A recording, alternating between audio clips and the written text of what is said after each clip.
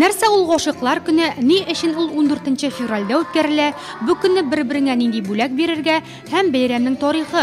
Буратино балалар бакчасының әзерлек төркеменә йөрүче малайлар һәм кызлар бу сорауларга җавапны яхшы белә булып чыкты. Много лет назад был король Артур, и у него было солдат много. И он запретил всем солдатам жениться, чтобы они хорошо воевали. И был один священник, который тайно женил людей своей церкви. И король Артур узнал об этом и решил его казнить.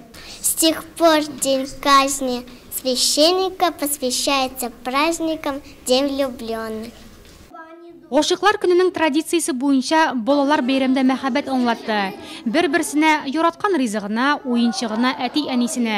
Һәм буларның барысы да инглиз телендә. Ә Купидонның мәхәббәт угы юл күрсәтүче ролендә. I love you, mommy. My dearest mommy. You made me happy. The man said, I want to tell you. I really love you.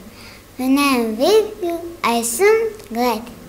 Бәйрәмдә балаларга шактый гына тырышырга да туры килде. Ярату җиңел генә бирелмеш ул. Кагазларны ябыштырып ясалган йөрәкләргә җавап итеп, хат ташучыдан мәхәббәт хатлары.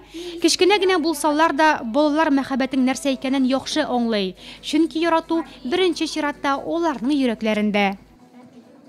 The stars are for you, the sky so blue. The stars are cold and bright, your eyes like twinkling lights.